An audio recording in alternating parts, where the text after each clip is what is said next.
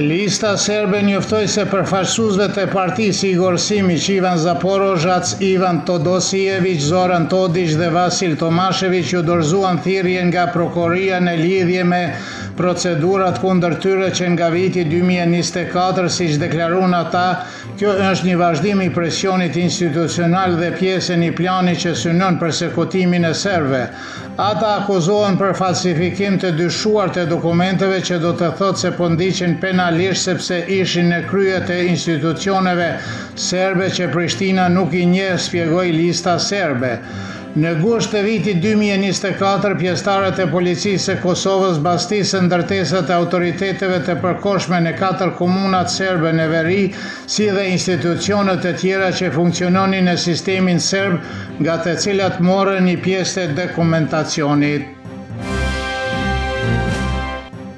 Ndihmës drejtoresha zyrës për Kosovë dhe Metohi e qeverisë së Serbisë Svetlana Miladinov sot vizitoi fëmijët nga Kosova që po marrin pjesë në kampin sportiv Serbia, po ju thret në shkollën e nxënësve Patriarku Pavle në Beograd. Sipas saj, fëmijët nga Kosova tashmë janë pritës në këtë kamp. Duke drejtuar fëmijëve nga Kosova, Miladinov shprehu shpresën se në kamp ata do të tregojnë atë që kanë mësuar në Kosovë të jenë më të mirat. Siç theksoi ajo, zyra për Kosovë dhe Metohi ka sjell fëmijë nga Kosova në kamp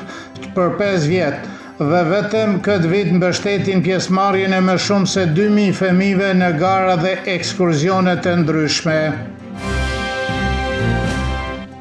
Familja Gjukić nga Kovaçi pranë Zubin Potokut po përgatitet për shënimin e Shën Premtes Tërnova lavdin të vogël, të cilën e festojnë me 8 gusht në shtëpinë familjare në bregun e Gazivodës, por kanë frikë se me 18 gusht mund të mbeten pa shtëpi. Me 3 gusht, kompania Iber Lepenac u dorëzoi atyre një kërkesë për lirimin e, siç u tha, pronës së uzurpuar në kuadër të procedurës që përfshin disa familje me shtëpi dhe vila pranë liçenit të Gazivodës. Dragan Gjukić pretendon se ka dokumentacionin pronësie ligjërisht e detyrueshëm që nga viti 1997 dhe thot se ka marrë një premtim nga kryetari i komunës së Zubin Potokut, Miloš Perović, se do t'i ofrohet ndihmë ligjore në mosmarrëveshje me kompaninë Iber Lepenc.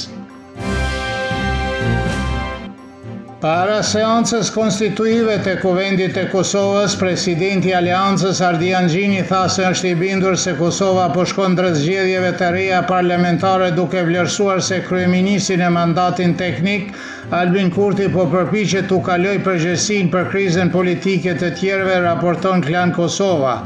Duke komentuar takimin e Kurtit me kryetarin e Lidhjes Demokratike të Kosovës Lumir Abdigjiku, Gjini tha se nga ai takim krijoi përshtypjen se vendimi për zgjedhje të reja tashmë veç është marrur.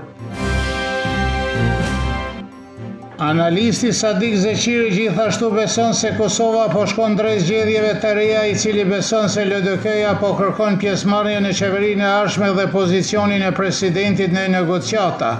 Analisti Afrim Kasolli beson se pavarësisht pretendimeve të mëparshme se donte të parandalonte një blokadë të re institucionale dhe zgjedhje të parakohshme, Abdigjiku pranoi të vepronte në përputhje me skenarin e Kurtit pas takimit me Kurtin. Eugenca Kolli nga Instituti Demokratik i Kosovës thot se pritjet se lëvizja vetvendosje dhe LDK do të arrijë një marrëveshje politike vetëm 2 ditë para seancës konstituive ishin jo reale, duke kujtuar se kjo nuk mund të ndodh as pas zgjedhjeve të vitit